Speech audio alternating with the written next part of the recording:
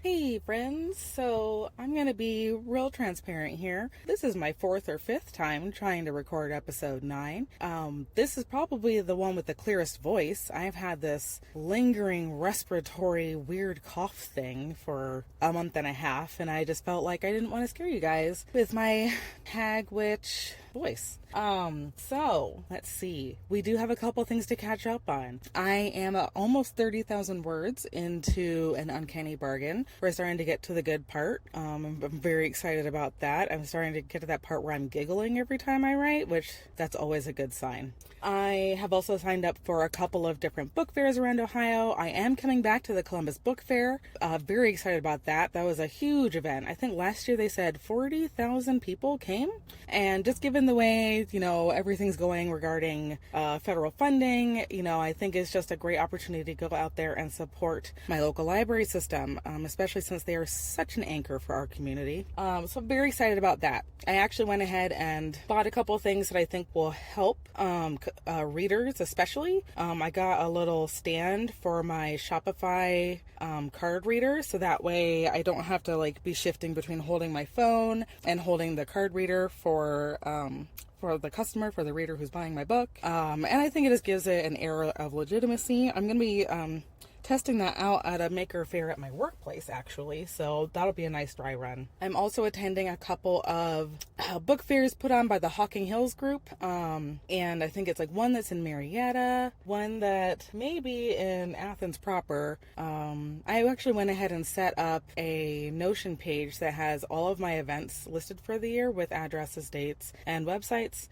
So go ahead and subscribe to my newsletter, because I will be reminding you every month about what's coming up, and I'm really excited about that. Some other things. I being a small business as I am an entrepreneur. I do have a Shopify. I do all of my marketing. I have yet to dip into advertising. Now, this is going to be more of an episode probably for writers, for authors, but I have always lived in the world of fear when it comes to trying to buy an ad. My business is very small. We're talking, if I clear $200 by the end of the year in profit, then I am celebrating hardcore, right? I am basically a break-even sort of business.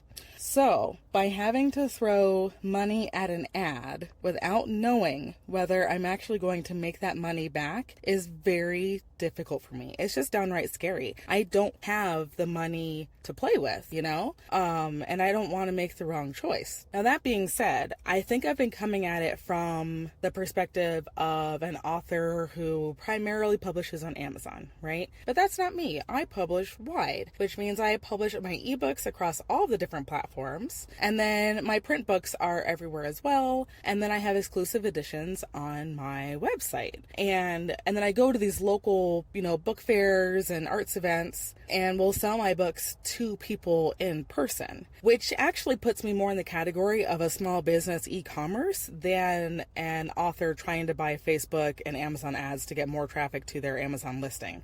I don't know why that took 6 years for me to figure out, but hey, we figured it out. And I was reading up on advertising, Google, all the online advertising. It just has a really difficult way.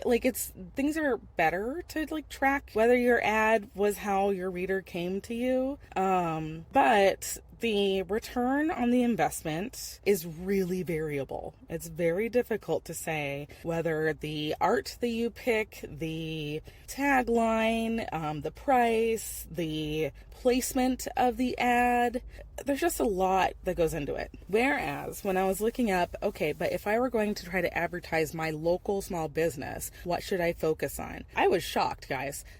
Basically, the advice was to focus on radio. That radio has an excellent return on investment. And while radio through an advertising agency is expensive, I tried talking to one here and they were like, yeah, starting budget's $2,500. And I was like, okay, I am not your customer. Thanks for talking. I'm going to go run away now. But it turns out, I think it's Spotify. They have a platform called Audio Go, I think. And that's where you can almost do like a micro campaign, you know, and you can say, hey, I just want this 30-second spot to play in, let's say, Columbus, Toledo, Dayton, Cleveland, Cincinnati, right? Because those are the people that are close enough to come to Columbus for a book fair. So not only am I targeting very specific markets, I'm targeting specific readers, and their interests, and I get to target specific days of the week and certain times of day. So at the end of it, I'm trying to make sure that I, like, each person, and I'm trying to retarget, which means, like, you know, if someone has heard and or interacted with my ad, that we would then try to show it to them again. And I'm trying to get as high of a number as I can, because I know, like, I don't know, like, marketing lore is a customer has to see something 7 times before they actually click buy. And so I'm trying to go for that. I'm trying to see if I can get each person who sees this ad sees it 7 times and either decides to come to the Columbus Book Fair to meet me in person and chat about books and ghosts, or they can go straight to my website and order their copies there. Which you can do, and all of the print copies are signed digitally, so you will always receive a signed book from my website. So anyway, I've been doing a lot of learning, a lot of growing, and a lot of healing, because my winter cold just would not leave me this year, and it was something else. I have also been brainstorming what book 4 is going to be. I just today realized what the title's going to be, and I think the backgrounds of the characters a little bit. I'm really excited about this one. It is going to feature Queen Victoria, I believe, which I think always makes things a little more fun when you bring royalty into the mix, especially since my peeps are all commoners. And then beyond that, I am looking at the series that's going to come next, which will be not related to ghosts, but will still be, somewhere between the 1880s and like 1905, 1907. I think it's going to be in Ohio. And I think the magic is going to be related to crafting, to craft magic. And I want to follow Jane Austen's titles even closer. So I think the first one might be called Pins and Prejudice. I actually went ahead and created the draft Kickstarter to capture some of my ideas for this. I may not even publish this book for another 5 years, but I've already got the Kickstarter drafted. So it's a great way to focus your thoughts and really make sure that, I know what I'm talking about, what I want the reader to get out of this book. It's a great way to just focus and really hone in on, like, why should someone read this book? Why should someone pick it up? In other news, I did draw a picture of Pomeroy. So I have there's an anthology coming up. It's called the One Page, One Love Anthology. It's a number of us indie authors coming together, where each story is no more than like 1,500 words. So it's flash fiction romance. And I chose to write like a little mini backstory about Pomeroy, our butler from the Hesitant Medium series. And then I thought, wouldn't it be nice? And so I decided to draw him and his love interest. Now, I will say, I started and finished this image in the iPad. I feel like you can tell that. Like, I am not practiced at that. It didn't really feel good. I really missed pen and paper. And there's just something like getting to erase a line and try it over again and feel the paper that I'm not getting that from iPad.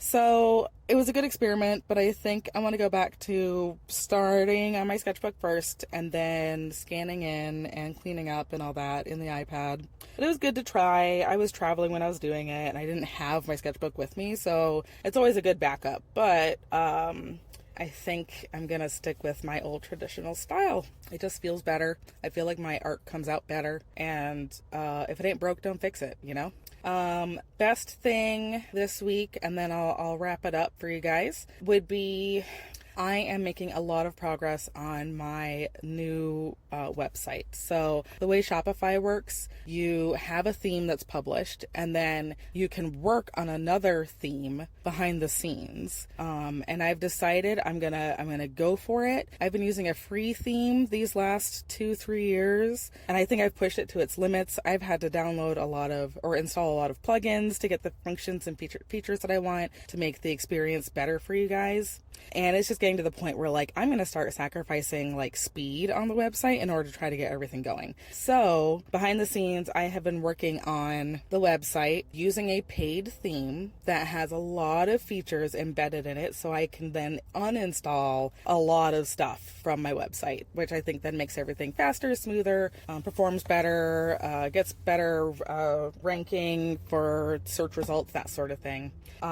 It also just makes me feel so much more professional. Like, not that there's anything wrong with my current theme, but this new theme, if you've ever seen Angela J. Ford's website, it's beautiful, and I want my website to be beautiful. So that's what I'm working on. I made a lot of progress. I got to learn all about objects and meta objects. We're starting to get into my nerd land of my background in computer engineering. Essentially what it means is that I can create like the let's say the summary for Haunting Miss Trentwood. I create it in a meta object, and then I can reference it anywhere in the website. So instead of having to go to every single listing and say, oh, I updated the summary to add these 3 words because they just seemed really important, instead of having to do that copy and paste 7 times, I do it once, and then the rest of the website updates, and it's beautiful. And these are the sort of things that I'm looking for because I have a full-time job. I enjoy having a full-time job, and so anything I can do to make this more efficient and give me more time to focus on the writing and the art, that's what I need. I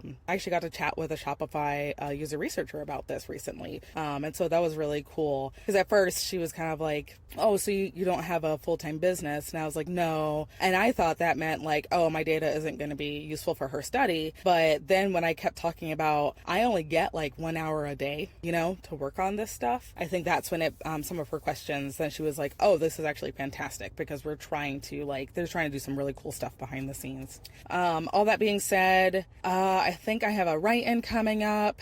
I am trying to just take better care of myself, so that's probably the best thing as well. I have lost a couple pounds, and that's not in I need to lose the weight for health reasons. So it's good to see that progress. It's good to be feeling better, and I'm getting scenes and I'm getting characters coming to me more often because I'm feeling better. So all around, it's just so nice to be on this trajectory, and I'm just so grateful that you guys are here supporting me, having fun. Please make sure to come and either comment on the podcast or come to my Patreon. It's $1 to get in, and then you can comment, and I think I'm gonna start posting more snippets, especially of An Uncanny Bargain, because now that I'm like 20 or 30,000 words in, this book might actually become an 80,000 word book, you guys. I've never passed 65,000, but it might just happen with this one. I don't know.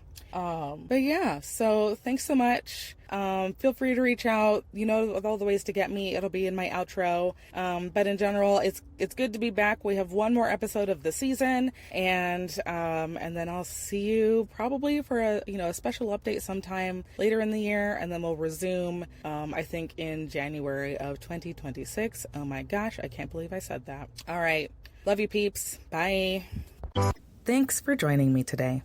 You can find my signed and illustrated editions, bookish merch, and bullet journals for writers on my website, worderella.com. Regular editions of my fiction are available at libraries and all major retailers. Worderella Writes runs as a single annual season with roughly 10 episodes running from January to April each year. Connect with me, Belinda Kroll, through the reader poll in the show description, on Instagram as Worderella, on Patreon as Worderella, or my website, worderella.com. That's Cinderella, but with words. If you enjoyed this episode, support the podcast by sharing it with a friend, leaving a 5-star rating and review, and subscribing so you never miss an episode. Until next time, take care, and may all your mood reads be excellent.